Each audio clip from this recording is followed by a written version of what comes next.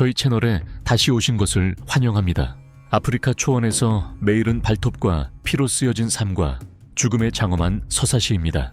포효와 불꽃 튀는 격돌은 마치 전장의 북소리처럼 공간을 뒤흔들며 끝없는 싸움을 알립니다. 이곳 생명체들의 눈 속에는 결코 꺼지지 않는 생존의 불꽃이 타오르며 운명적인 대결 속에서 서로에게 굳게 얽매여 있습니다. 누르스름한 햇살로 물든 초원 위로 한 마리의 고독한 물소가 풀을 뜯고 있었다. 멀리서 자신의 운명이 결정되고 있다는 것을 전혀 알지 못한 채 키 큰 풀숲에 몸을 숨긴 채 암사자 무리가 최상위 포식자로서의 끝없는 인내심으로 그 움직임 하나하나를 지켜보고 있었다. 모든 시선은 집중되었고 모든 숨소리는 머저 숨 막힐 듯한 긴장감 넘치는 침묵이 흘렀다.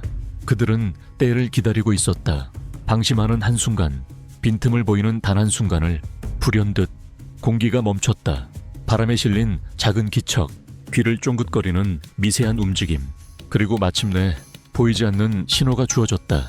암사자 무리는 폭발하듯 튀어나왔고 평화로운 풍경은 흙먼지와 발톱이 뒤섞인 소용돌이, 원시적인 본능이 맹렬히 휘몰아치는 폭풍으로 변했다.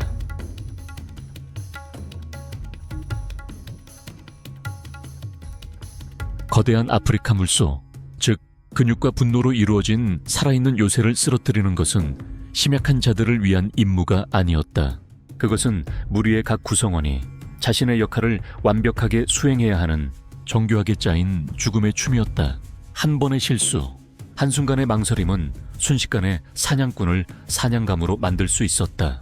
한 암사자가 먼저 거리를 좁힐 용기를 냈다. 그녀는 나이라였다. 얼굴의 흉터들이 수많은 성공적인 사냥 이야기를 들려주는 노련한 사냥꾼. 그녀는 결코 물러서지 않았다. 그러나 그녀조차도 이것은 혼자서 싸울 수 있는 싸움이 아니라는 것을 알았다. 그녀는 섀도우가 필요했다.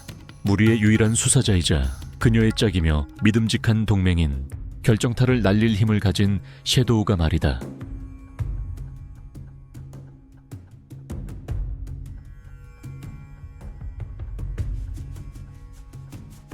해가 중천에 떴을 때 거대한 검은 덩어리가 느릿느릿 흐르는 용암강처럼 초원 위를 움직이기 시작했다.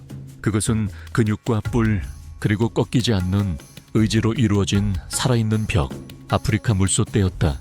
강력한 수컷 물소들은 거의 3m에 달하는 길이를 자랑하며 솟아오른 어깨에 힘이 넘쳤고, 암컷들은 몸집은 더 가볍지만 수컷 못지않게 위협적인 존재로 늘 경계하며 새끼들을 보호했다.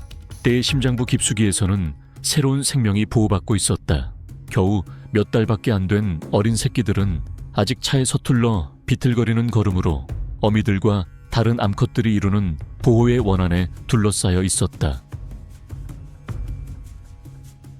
이 드넓은 사회에서 권력은 단순히 무력으로 빼앗는 것이 아니다. 그것은 계절의 흐름과 수년간 축적된 지혜로 형성된다. 리더십은 지혜의 망토이며 가장 경험이 풍부한 암컷 우두머리가 걸치는 것이다. 그녀는 무리의 암컷 우두머리이자 여왕이다. 한평생 싸움으로 달아버린 뿔은 단순히 무기가 아니라 경험의 왕관이다. 그녀의 마음속에는 고대 강바닥, 비밀스러운 지하수원, 그리고 안전한 땅에 대한 보이지 않는 지도가 있다. 그녀의 발걸음 하나하나는 과거 가뭄의 망령과 잃어버린 새끼들의 메아리에 기반한 계산된 움직임이다. 그녀는 무리의 기억이자 길잡이이며 살아있는 역사이다. 무리 가장자리에 다 자란 수컷 들소들은 살아있는 성벽을 이루며 어떤 위협에도 맞설 준비가 되어 있었다. 하지만 모든 시선이 바깥을 향하고 있는 것은 아니었다.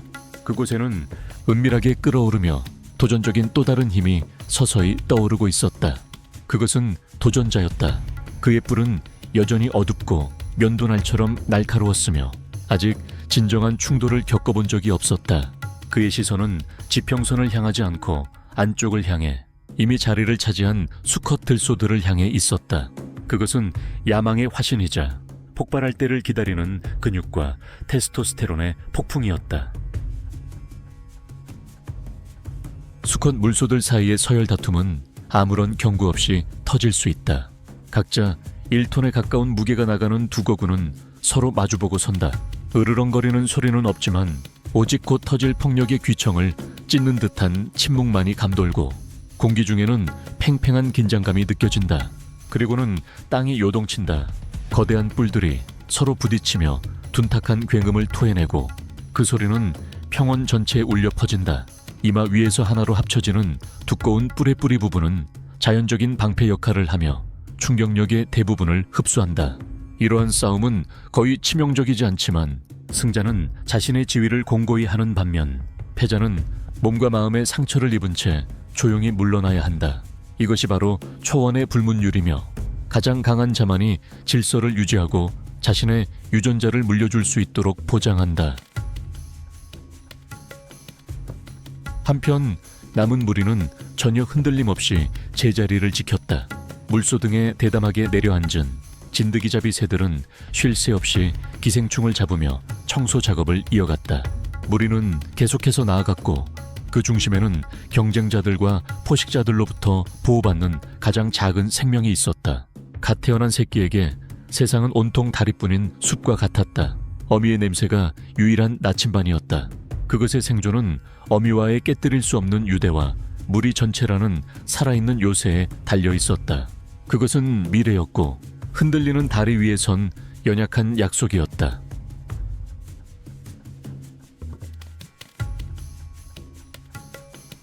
아프리카 물소에게 물은 생명의 원천인 동시에 치명적인 위험이 도사리는 곳입니다. 많은 강은 고대 포식자인 나일강 악어의 영역입니다.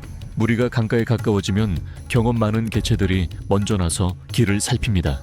이들은 공기를 냄새 맡고 수면을 관찰하며 아주 미세한 위험의 징후라도 찾아봅니다. 하지만 신중함만으로는 항상 충분하지 않습니다. 어둡고 고요한 물속에서 고대 파충류 한 마리가 폭발하듯 솟아오릅니다. 이빨로 연약한 생명 하나를 꽉 움켜줍니다. 하지만 무리의 반응은 도망치는 것이 아닙니다. 그것은 집단적인 분노입니다. 뿔과 근육으로 이루어진 벽이 적을 향해 돌아서 공격합니다. 미래를 되찾는다는 단 하나의 목적을 위해 뭉친 것입니다. 동료를 기꺼이 보호하려는 이러한 의지는 물소의 가장 강력한 무기 중 하나입니다. 다른 많은 종들과는 달리 이들은 무리 중 한 마리도 거의 버리지 않습니다. 바로 이러한 특징 때문에 심지어 사자조차도 공격하기 전에 신중하게 생각해야 합니다. 하지만 긴 건기 2주 동안에는 가혹한 현실이 여전히 존재합니다. 늙거나 약하거나 다친 개체들은 뒤처지게 될 수 있습니다. 무리 전체의 생존이 때로는 한 개체의 생명보다 우선시되어야 합니다. 밤이 되면 초원의 가장 교활한 포식자들이 활동을 시작합니다. 매복의 명수사자는 한 마리의 물소를 쓰러뜨리려면 전략과 협력이 필요하다는 것을 알고 있습니다. 위험을 감지하면 물소 떼는 재빨리 방어원을 형성하고 뿔을 바깥쪽으로 향하게 하여 거의 뚫을 수 없는 살아있는 요새를 만듭니다.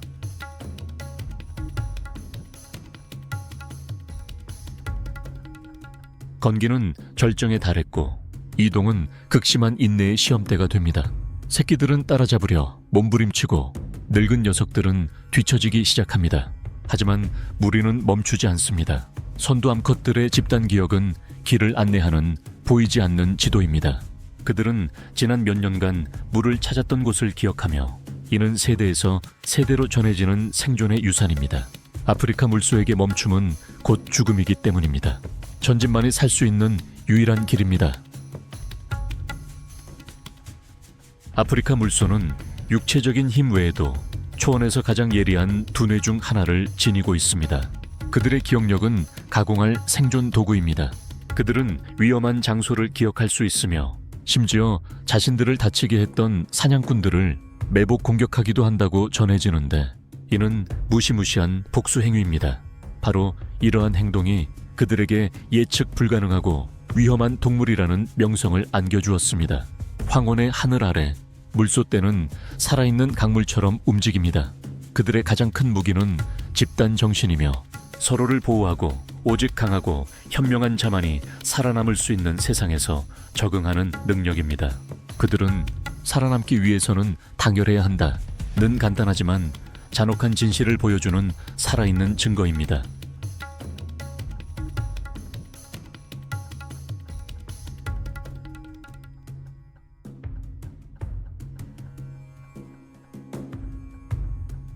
지금 우리는 보츠와나의 초베 국립공원에 있습니다. 이곳은 보츠와나, 짐바브웨, 잠비아, 나미비아 네 나라의 접경지대에 위치한 독특한 곳이며 남부아프리카 최고의 보존지역 중 하나입니다. 공원은 광대한 초베강 옆에 자리 잡고 있으며 그 강은 전체 생태계의 생명줄입니다. 면적이 1.955 제곱킬로미터가 넘는 이곳은 전국에서 세 번째로 큰 공원입니다. 보츠와나는 세계에서 가장 엄격한 보존 법규를 자랑하며 이 법규는 이 야생의 땅을 지키는 조용한 수호자들인 경계심 많은 순찰대원들에 의해 집행됩니다.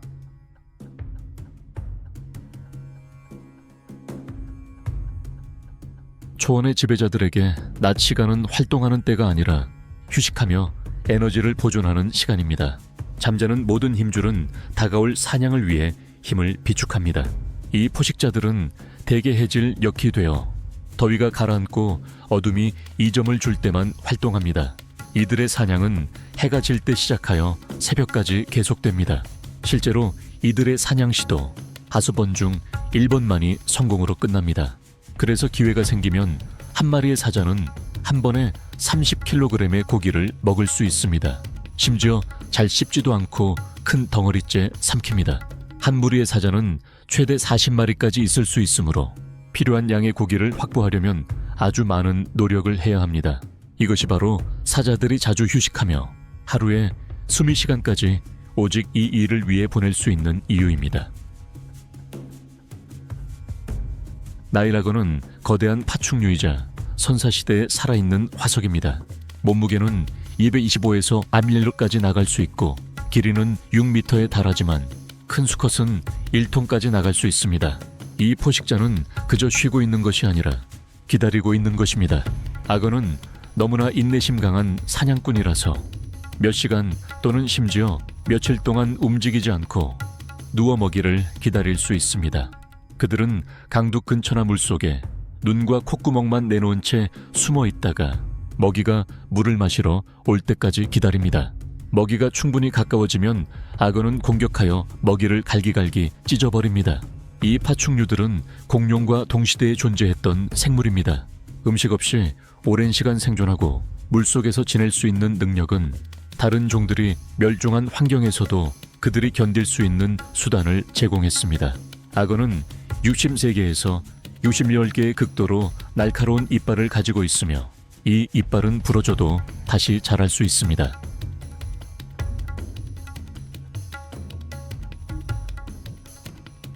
신기하게도 악어는 꽤 사교적인 동물이지만 자기 무리에 얽매이지는 않습니다. 나이 많고 덩치 큰 수컷들은 주로 혼자 생활합니다. 보통 악어 무리는 2마리에서 12마리 정도의 개체가 있을 수 있으며 먹이를 찾기 위해 종종 합류합니다. 악어 식단의 70%는 물고기이지만 원칙적으로는 어떤 동물이든 심지어 인간까지도 먹을 수 있습니다. 안타깝게도 최근 몇 년 동안 악어가 인간을 잠재적 먹잇감으로 여기는 경향이 생겼으며 매년 약 300명의 피해자가 발생하고 있습니다. 악어는 꽤 흥미로운 사냥 전술을 가지고 있습니다. 예를 들어 악어들은 강을 따라 반원형을 만들어 물고기 떼의 이동을 막아 더 쉽게 잡을 수 있게 만듭니다. 이 무리 안에는 나이와 크기에 기반한 매우 명확한 계층 구조가 있습니다. 늙고 더 큰 수컷들이 우위를 점합니다. 계층 구조를 위반하는 행동은 공격적인 대립으로 이어질 수 있으며 심지어 죽음으로 끝날 수도 있습니다. 때로는 악어가 등을 위로 보이게 몸을 뒤집기도 합니다. 이것은 죽음의 회오리라고 불리는 특유의 기술입니다. 악어는 이것을 사용하여 먹잇감을 더 작은 조각들로 찢습니다. 일반적인 생각과는 달리 그들은 먹이를 씹지 않고 찢어서 삼킵니다.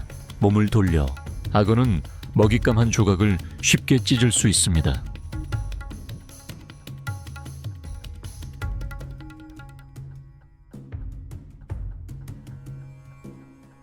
임팔라 영양은 아프리카에서 가장 개체 수가 많은 영양종 중 하나입니다. 그들은 항상 탐나는 사냥감이었음에도 불구하고 보호구역 밖에서의 개체 수는 크게 줄어든 적이 없습니다. 뿔이 없다는 것을 보니 암컷 무리네요. 뿔은 수컷에게만 있는 특징이거든요. 한 무리의 개체 수는 15마리에서 100마리까지 이를 수 있습니다. 무리지어 사는 것이 임팔라 영양에게는 가장 안전한 선택인데 이를 통해 포식자를 더 빨리 발견하고 분산하여 적의 방향 감각을 잃게 만들 수 있습니다. 한번 깜짝 놀라면 3m 높이까지 그리고 10m 거리까지 뛸 수 있습니다. 정말 민첩함을 인상적으로 보여주는 행동이죠. 암사자는 수사자보다 훨씬 작습니다. 암사자의 몸무게는 125에서 180kg인 반면 수사자는 150에서 260kg 정도 나갑니다. 하지만 암사자는 훨씬 더 민첩하며 무리지어 사냥하는 경향이 있습니다. 그 결과 암사자들은 무리 사냥의 90%를 담당하며 온 가족의 주된 먹이 공급원이 됩니다.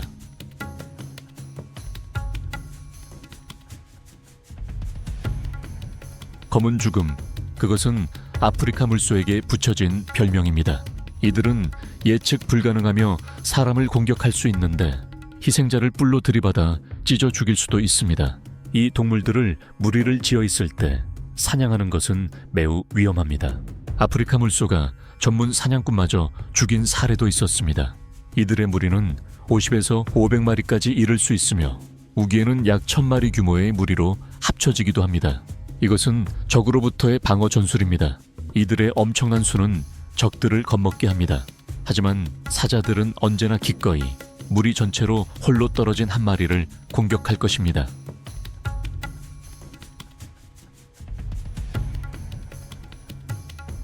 덤불 속에서 사자 한 마리가 걸어 나왔다. 사람들은 그를 섀도우라고 불렀다. 그의 갈기는 전사의 망토처럼 황금색과 짙은 검은색으로 빛났고 특히 가슴 부분은 두껍고 어두워 건강과 지배력의 상징이었다. 그의 강인한 몸은 절제된 우아함으로 움직였다. 한 걸음 한 걸음은 의도적이고 확고했으며 8살의 나이에도 그가 지닌 권력을 확증하는 것이었다. 그의 얼굴은 과거 전투의 흉터들로 가득한 지도와 같았다. 그는 단순한 포식자가 아니라 노련한 전사였다. 그는 몸을 숨길 필요 없이 불에 탄 풀밭을 지나갔다. 이곳은 그의 시대이자 그의 땅이며 그의 가족이었다. 그는 자신의 무리에 다가오고 있었다. 그늘 속에서 암사자들, 어린 수사자들, 그리고 4마리 새끼 사자들이 기다리고 있었다. 작은 발들이 어미의 부드러운 옆구리에 달라붙어 있었다. 그들은 이 세상이 잔인할 수 있다는 것을 아직 몰랐다. 그들은 단지 어미의 따뜻함을 알았고 그들의 어미는 그것이 가까이 있다는 것을 알았다. 암사자들은 그것의 존재를 감지했다. 한 마리는 파수꾼 역할을 하듯 살짝 고개를 들었다. 섀도우가 더 가까이 다가왔다. 그의 눈은 따뜻한 호박색이었지만 거대한 위험을 담고 있었다. 하지만 이내 섀도우의 포효는 잦아들었다. 그 침묵은 도전 때문이 아니라 존경심을 자아내는 존재 때문이었다. 나무들 사이로 회색빛 산들이 모습을 드러냈다. 코끼리였다. 그것들은 시간의 무게를 지닌 채 움직였다. 그리고 그것들에게 맹수들의 왕은 자신들이 지배하는 풍경의 일부일 뿐이었다. 한 무리의 코끼리들이 나타나 마치 숲 자체가 그들에게 길을 터주는 것처럼 천천히 움직였다. 그것들은 사자 무리에게는 신경 쓰지 않았다. 그것들은 강력한 존재들이었고 모두가 그 사실을 알고 있었다. 코끼리는 가족 단위로 살아갑니다. 늙고 현명한 암컷이 무리의 우두머리로서 이끌어갑니다. 그녀는 물을 찾을 곳, 소금을 찾을 곳, 비가 내리는 곳을 기억합니다. 무리는 소리뿐만 아니라 땅을 통해 전달되는 진동, 그리고 사람이 들을 수 없는 저주파 소리로도 소통하며 수메일 떨어진 곳에서도 서로를 감지할 수 있습니다.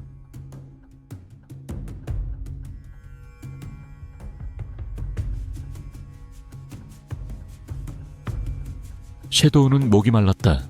그는 혼자서 느릿하면서도 당당하게 무릉덩이로 향했다. 고개를 숙이고 마시기 시작했다. 물은 귀한 것이었고 한 모금 한 모금이 거의 의식과도 같았다. 그는 다른 무리에게서 약간 떨어져 홀로 물을 마셨다. 이곳은 그의 영역이자 그의 무리였다. 암사자 2마리가 뒤늦게 도착했지만 그에게 다가가지 않았다. 그들은 다른 자리를 택했고 존중하는 거리를 유지했다. 그들과 섀도우 사이에는 단순히 물리적인 공간뿐만 아니라 역할과 계층의 경계선이 존재했다. 그는 우두머리였다. 그들은 무리의 일부였다.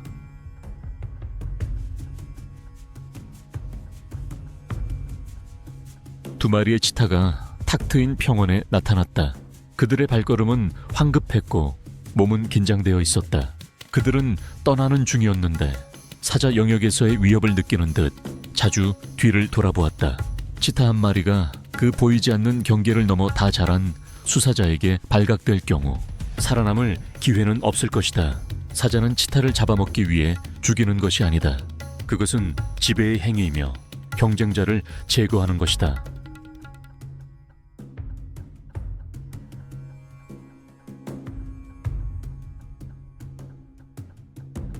사자 떼가 떠난 뒤 코끼리 한 무리가 무릉덩이로 다가왔습니다. 성체들 중에는 아기 코끼리 2마리가 있었습니다. 녀석들은 물가로 달려가 짧은 코로 시끄럽게 물을 들이켰습니다. 그러고 나서 녀석들은 어미의 옆구리에 파고들어 젖을 찾았습니다. 코끼리 젖은 생명의 정수이자 기름지고 걸쭉하며 빠른 성장에 필요한 에너지를 공급해줍니다. 아기 코끼리는 오랫동안 젖을 먹는데 때로는 2년 또는 그 이상 먹기도 합니다.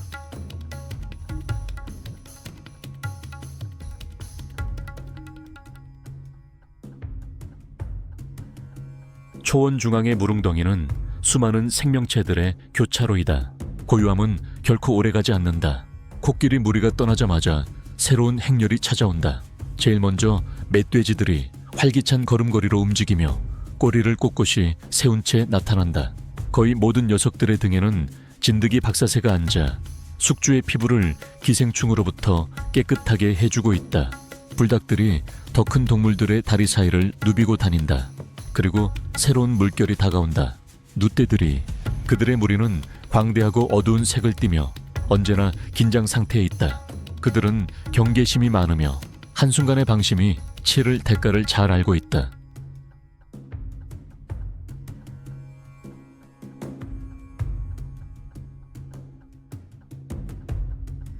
밤 사냥에 남긴 것은 갈비뼈와 흙먼지뿐이었다.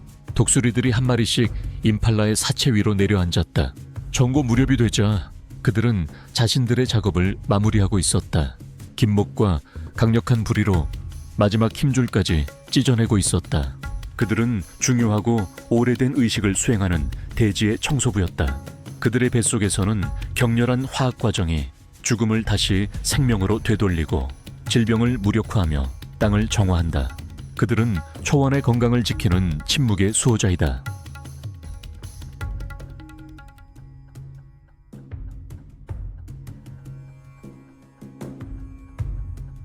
기린 한 마리가 동물과 관광객 모두를 끌어들이기 위해 만들어진 인공수원인 무릉덩이로 다가왔다. 기린은 마치 진드기 잡이새들로 이루어진 살아있는 목걸이로 장식된 듯 보였다. 이것은 오래되고 상호 이익이 되는 동맹이었다. 기린은 경계심 가득한 눈으로 멈춰섰다. 그것은 물을 마시기 위해 고개를 숙일 때 얼마나 취약해지는지 알고 있었다. 물을 마시려면 그것은 자신의 가장 큰 이점인 키를 포기해야 했다. 그것은 두 다리를 넓게 벌리고 그 화려한 머리를 취약성의 아가리 속으로 낮추는 위험한 춤을 춰야 했다. 그리고 어둠 속에서 사자들이 지켜보고 있었다. 그들은 인내가 가장 날카로운 발톱이라는 것을 알고 있었다.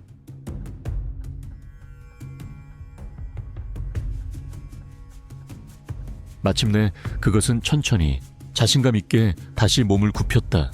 그것은 조심스럽게 하지만 깊게 물을 마시기 시작했다.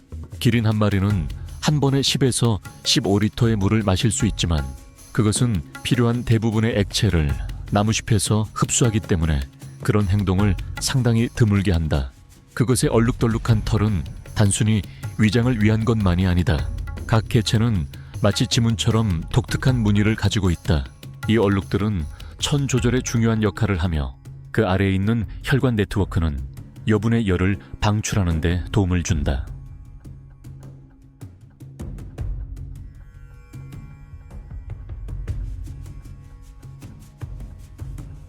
해가 지자 하늘은 분홍색과 잿빛 파란색으로 물들었다. 사자 무리에게는 모든 것이 이제 막 시작될 뿐이었다. 황혼이 내려앉자 무리 전체가 깨어났다.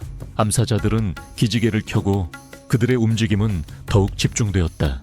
바람은 냄새를 실어 날랐다. 섀도와 형제들은 미동도 없이 서서 멀리서 들려오는 소리에 귀 기울였다. 오늘 밤 그들의 임무는 경계하는 것이었다. 암사자들은 어둠 속으로 빠르고 거의 소리 없이 사라졌다. 지금은 그들의 시간이었다. 그들은 무리 전체의 생존을 위해 사냥했다. 그동안 새끼 사자들은 따뜻한 털 뭉치 속에 서로 웅크린 채 깊은 잠에 빠져 있었다. 그리고 그렇게 각 생명체가 자신의 역할을 다한 야생 아프리카에 또 하루가 저물었다. 삶은 계속된다. 내일 모든 것이 다시 시작될 것이다.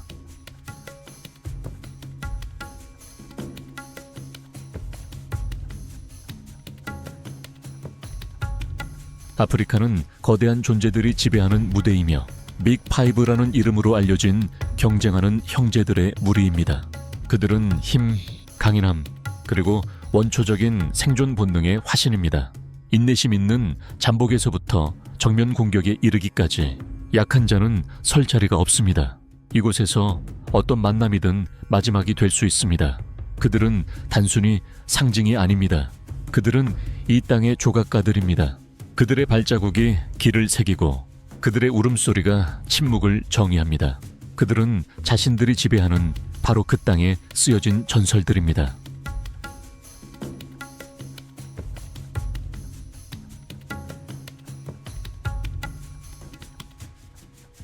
황금빛 노을 아래 어둠 속에서 한 생물이 모습을 드러냈다. 그것은 아프리카 표범이었다. 그들은 대륙에서 가장 큰 고양이과 동물은 아니지만 힘과 민첩성에 강력한 조합을 지니고 있다. 수컷 표범은 힘의 역설이다.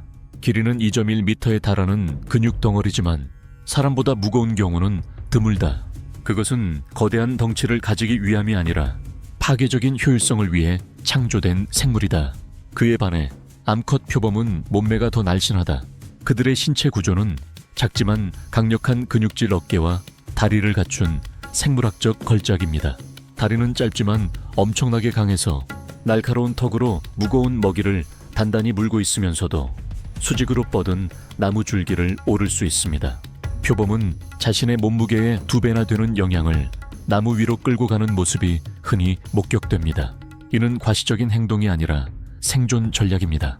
다양한 혹독한 환경에서도 번성할 수 있는 능력은 아프리카 표범을 지구상에서 가장 널리 분포하는 대형 고양이과 동물 중 하나로 만듭니다. 무리에 의존하는 사자나 수적으로 우위에 서는 물소와는 달리 아프리카 표범은 다른 길을 갑니다. 조용하고 고독하지만 놀랍도록 효율적입니다. 하지만 진정으로 이들의 사냥 능력을 정의하는 것은 단순히 무엇을 사냥하는지가 아니라 어떻게 사냥하는지이다. 속도로 쫓는 포식자들과 달리 치타는 마치 유령처럼 은밀히 다가가 목표물에 접근한다. 이들은 약 4m 거리까지 접근한 후에야 정확하게 덮쳐든다. 목이나 뒷목을 한번 물어먹이를 빠르게 질식시켜 사투를 끝낸다.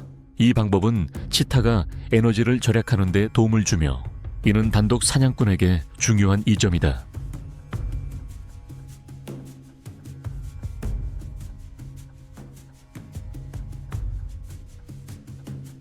아프리카 야생에서 표범과 사자는 동맹이 아니라 천적입니다. 사자는 주로 먹이를 빼앗거나 새끼를 노려 많은 성체 표범을 죽음에 이르게 합니다. 그에 반해 표범은 직접적인 충돌을 피합니다. 그들은 울창한 숲으로 물러나 주로 밤에 활동하며 자신들의 나무타기 기술을 이용해 높은 나무 위에 먹이를 숨겨 지킵니다.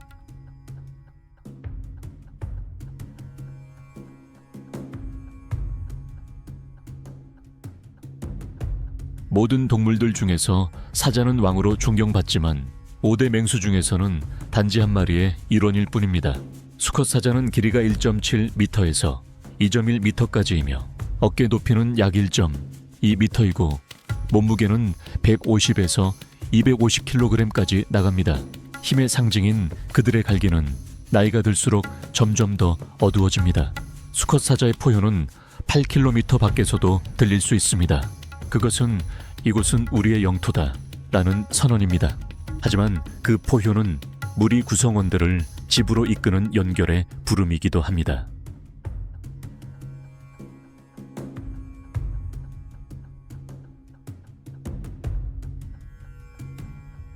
그리고 이제 빅5 중 유일한 발굽동물을 알아봅시다. 찬란한 햇살 아래 그 존재 자체에서 자연스러운 위험이 뿜어져 나오는 한 생명체가 있습니다. 이들은 아프리카 물소로 마치 움직이는 요새처럼 생긴 야생소입니다. 야생에서 그들은 포식자가 아니지만 심지어 사자조차도 섣불리 덤비지 못하게 하는 힘을 지녔습니다. 그들은 어깨 높이가 1m에서 1.7m까지 이르고 몸무게는 약 680kg이며 때로는 900kg까지 나갑니다. 아프리카 물소는 사하라, 사막 이남 아프리카 전역을 돌아다닙니다. 그들은 수온지에서 멀리 떨어져 살 수 없으며 매일 물을 마셔야 합니다. 그들의 주식은 키가 크고 거친 풀로 이루어져 있습니다. 그들의 생태학적 역할은 단순히 초식동물의 역할을 넘어섭니다. 아프리카 물소는 식생 구조를 형성하는 데 기여하며 포식자들에게 중요한 식량원이 됩니다. 다른 많은 초식동물들은 물소 떼 가까이에 머무르며 이 살아있는 방패를 이용하여 포식자로부터 자신을 보호합니다.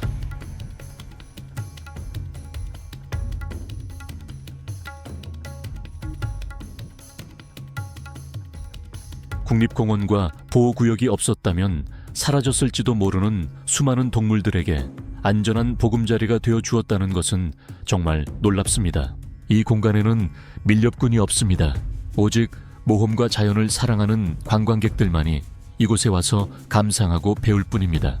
초배를 목격하는 것은 생명이 가장 원시적이고 장엄한 형태로 존재하는 것을 목격하는 것입니다. 그곳은 우리보다 훨씬 오래전에 존재했던 세상이자 우리의 간섭이 아닌 경외심을 요구하는 세상입니다.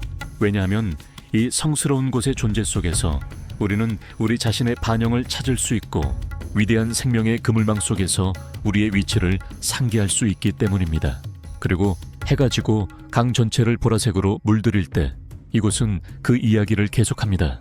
시간에 구애받지 않고 인간에게 구애받지 않고 생명의 영원한 서사시입니다.